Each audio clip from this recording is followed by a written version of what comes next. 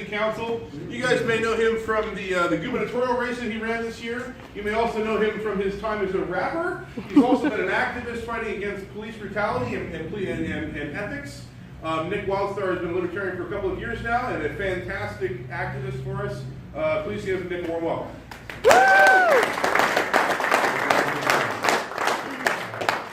I am Nickolas Wildstar, and thank you so much for having me this evening, and thank you, Mimi, of course. As Boomer said, I'm an activist. I have been for the past 10 years now. I've been out there fighting for liberty, and what inspired me to do that was the 2008 presidential campaign of Dr. Ron Paul. I pretty much was an ignorant voter, like most people are, pretty much just going with the party that I got accustomed to straight out of high school. That's how the majority of people actually end up becoming a part of the party that they quote unquote affiliate with. It's straight out of high school. So I was calling myself a Democrat, but then I heard more about, you know, limited government, ending the Federal Reserve, ending the wars, occupational wars, bringing home the troops.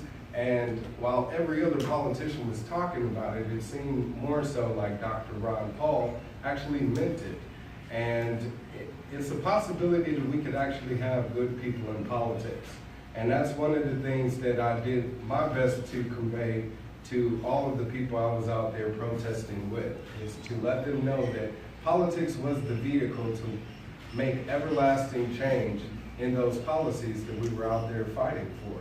So I myself decided to throw my hat, my name in the race, like Mr. Quigley here, and I ran as a write-in candidate for governor in 2014, and I got about 17 votes, which I heard is actually pretty good for a statewide race, you know, for a write-in candidate. So I didn't feel that bad, but it motivated me to keep going.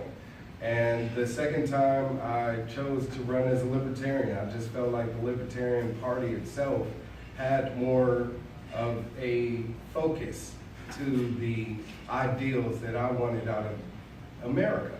You know, we do want to be able to take home all of our paycheck. We don't want any of our rights infringed, and that's what's happening nowadays. So if we can let the people know that we are the party that relates to everything that they want out of government, and that we're just like them, we're everyday people, then I really feel like there'll be more sway to support us. I feel like that's more so the packaging and issue of selling the Libertarian Party. So that's what I do my best to do, is to get out there and let people know that I'm an average American. I'm just like you. I'm a hard-working guy. You know, I've worked in debt management, so the people that I've helped that are battling with school loans and automobile, you know, credit card debt and mortgage debt, you just hear all of their problems. And the one thing that I learned on the campaign trail that's running as a Libertarian is a lot of people, they want to know more about the candidate. You know, they want to be able to relate to you. So I did pretty much the grassroots route. I didn't have much money to spend, and I was able to accumulate collectively about $15,000, which the majority of it actually went to filing fees, believe it or not. To file for governor was over $4,000. To have my statement in the voter's handbook was nearly, what, $1,200, $1,400, something like that. So, and traveling fees, you know, if I had an event up in Northern California, that's easily like $300, $400 between gas and hotel expenses, you know. So I was very lucky to have people come to my aid at the last minute. And it didn't take a lot of money for me to be as successful as I was. Out of the gubernatorial race, out of 27 candidates, I garnished about 12,000 votes nearly. Compared to my other candidate, other opponent that was running for the Libertarian ticket, who is a world-renowned lecturer, and despite all of his notoriety, he ended up getting about 14,000 votes himself. So I spent a little bit of money and did a lot. So Mimi is right. Give what you can, whatever you can. Every little bit goes a long way. Even the $20 that you spend buys t-shirts like this, you know? It buys bumper stickers, it buys lawn signs, it buys, you know, boosts on Facebook to post you know, if you post something to boost it so more people are able to see it, little things like that. And I'm more of a controversial figure, I guess I would say, and I plan on using that to my advantage. I mean, one of my videos about that I put on YouTube about me fighting against the police and, you know, being able to exercise my right to travel and was against licensure, garnered over 1 million views on YouTube. And another one of the deals, most recently, is I filed a lawsuit against the city of Fullerton, the same city that I'm running for. On Martin Luther King Day, of all days, last year, I was walking while black, okay? And I got pulled over by the police for fitting the description. So a year later, I had to beat charges for resisting arrest. I had no reason to be arrested because I wasn't who they were looking for, of course.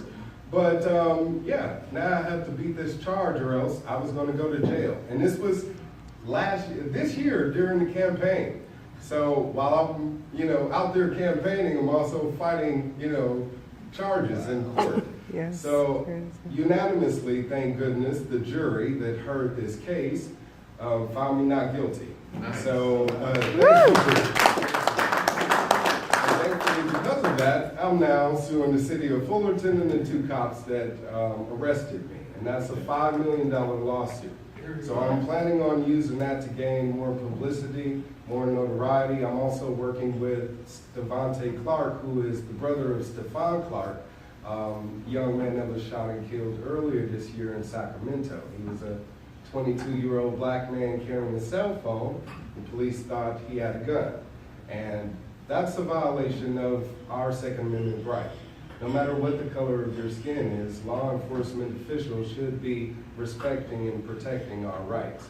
And I feel like as a candidate, that's what I can offer to the people of Fullerton and pretty much just earn my stripes to where next time, who knows, if I'm able to prove myself as a city councilman for Fullerton and improve the city's conditions, I'll be considered again in the future as another gubernatorial candidate. So what I would like to do definitely is reduce the amount of police influence. You know, they have a lot of power, but we do also need safety in our streets. But I don't believe putting taxpayers' money is behind it. Right now, the city council just approved a 3-month trial to collect $5 in parking, for public parking, to drum up funds to supposedly increase the security in downtown Fullerton, as well as fix the potholes. So earlier I told people at the XCOM about this, but Domino's, of all places, right now is running a pilot program called Paving for Pizza, where you can nominate your city and it will come and fix the potholes. They believe in paved roads, okay? They've done it in Burbank, California. So you can check it out for yourself. And this would be a great solution to fix the roads, improve the road conditions in the city overall, without spending taxpayers' money at all. Another thing, or another issue that they're attempting to tackle is the homeless issue. They're spending millions of dollars into these supposed affordable housing units that's pretty much are like projects, okay? And it's going to house these homeless people, and they're just going to cram them in there like sardines. But I'm thinking one of the better ways that I had proposed during my gubernatorial campaign is to spend that money on 3D homes. These 3D homes, believe it or not, it's like a printer, but they have cement in it and it builds you a house, okay? 1 bedroom, 1 bathroom, it has an office area. The house itself is $4,000, okay? We can build these 3D homes It'll beautify the neighborhood. You won't have the NIMBY people saying we don't want that here, because it would actually build up the property value for everything around it, opposed to making it come down.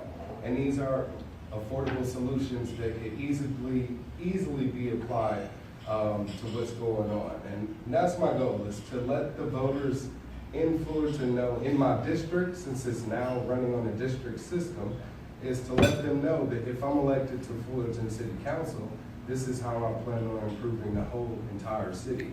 So right now, because they did break it down into districts, I'll get to your question, definitely. I only have to focus on the people in my district. They changed it to where now only those people can vote. So that makes it easier. I would say I have 2 other opponents that I'm running against, and I only have to get about 15,000 votes to win. So I'm letting them know the main thing that we can do is just apply practical, common sense solutions for the everyday people. So it's not going to take me much money to win. I also want to come in as the anti-money candidate, money in politics, because they're going to spend hundreds of thousands of dollars just to get a job that pays $10,000. The monthly income for city council members is $750, okay? So you're not taking the job for the money. They're taking the job for the position. And the people in there already, they have a reputation of shaking hands with, other, I'm gonna wrap this up, having relationships with, the crony capitalists that run the city. So I want to come in and let people know that I'm the one that's on their side, and I will be the deciding factor to vote down any measurement that either increases their taxes or, reduces the conditions in the city. So please, as she said, donate whatever you can, anything that you can. Thank you so much.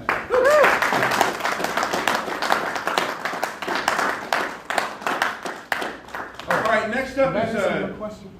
oh, you good? I apologize. I'll just talk to him right now. Okay. Yeah. So, Greg Seaborn and Jesus Silva. Oh, that's Sharon's husband. Yeah, All right. exactly. That's what I was curious about. Yeah, so between Seaborn and Silva, Seaborn is actually the one that's up. So, Yeah, they basically merged two districts, so they're both incumbents. yeah, exactly. So That's not your district they moved anymore, it yeah. along to Sorry. the next one. I can show you. Yeah, it's like musical chairs. Somebody Exactly. left. Thank you. Well, again. next up, guys, it's actually kind of a rare thing for libertarians. We actually have